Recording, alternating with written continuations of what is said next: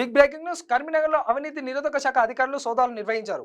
గజ్వేల్ తహసీల్దార్ కపటం శ్రవణ్ కుమార్ కు సంబంధించిన ఇళ్లలో ఏకకాలంలో తనిఖీలు చేపట్టారు. మహారాజా బార్ వెనుక ఉన్న నివాసంలో, అలాగే ఆర్టీసీ కాలనీలోని మరో ఇంట్లో అధికారులు విస్తృతంగా సోదాలు నిర్వహిస్తున్నారు. ఇంతకుముందు లక్ష్మీనగర్ లో ఉన్న శ్రవణ్ కుమార్ తండ్రి ఇంటి వద్ద కూడా అధికారులు తనిఖీలు జరిపారు. అదేవిధంగా ఆయన సోదరి ఇంట్లో కూడా సోదాలు కొనసాగుతున్నాయి. ఈ వ్యవహారంలో ఆర్ఐ కృష్ణ కూడా ఉన్నట్టు ఆరోపణలు వినిపిస్తున్నాయి. అలాగే ఒక మాజీ సైనికుడు చెందిన భూమిపై కోర్టు ఆదేశాలు ఉన్నప్పటికీ ఇతరులతో కుమ్మక్కై ఆ భూమిని ఆక్రమించేందుకు ప్రయత్నాలు చేసినట్టు కూడా ఆరోపణలు వెలువెత్తుతున్నాయి. ఈ తనిఖీలలో భారీ మొత్తంలో నగదు, బంగారం స్వాధీనం చేసుకున్నట్లు సమాచారం. కాగా సోదాలకు ముందు సమాచారం అందుకున్నట్లు అనుమానిస్తూ హిందూపూర్లోని కాలనీలో ఇంటి నుంచి ఒక బ్యాగును కిందికి విసిరేసినట్లు తెలుస్తుంది.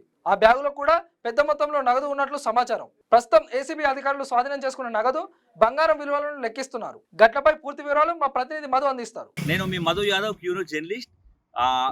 ఉదయం మార్నింగ్ నుండి గజ్వేల్ ఎంఆర్ఓ కమటం శ్రవణ్ కుమార్ ఇంట్లో, కరీంనగర్లో కమటం శ్రవణ్ కుమార్ నివాసం ఉంటున్నాడు. ఆ నివాసం ఉంటున్న ఇంట్లో ఉదయం నుండి ఏసీబీ జరుగుతున్న సమాచారం ఉంది. ఆ కమటం శ్రవణ్ కుమార్ ఇంటిలోనే కాకుండా తన తండ్రి ఇంటిలో మరియు తన సోదరి ఇంటిలో శ్రవణ్ కుమార్ కు సంబంధించిన ఇంకా 2 ఇళ్లలో మొత్తం ఏకకాలంగా ఏసీబీ రైడ్స్ జరుగుతున్న సమాచారం ఉంది. ఈ ఏసీబీ రైడ్స్ లో భారీగా నగదు మరియు బంగారం దొరికినట్టుగా సమాచారం ఉంది. అయితే ఉదయం నుండి శ్రవణ్ కుమార్ కు సంబంధించిన ప్రతి ఒక్క ఇళ్లలో ఏకకాలంగా ఏసీబీ రైడ్స్ జరుగుతున్న సమాచారం. మరియు ఈ ఏసీబీ రైడ్స్ జరుగుతున్నాయి అనే విషయం ముందుగానే శ్రవణ్ కుమార్ తెలుసుకొని తన బంగ్లా మీద నుండి ఒక బ్యాగ్ను కింద పడేసినట్టు తెలిసింది. దానిలో ఇంకా చాలా వరకు డబ్బు ఉన్నట్టు సమాచారం ఉన్నది.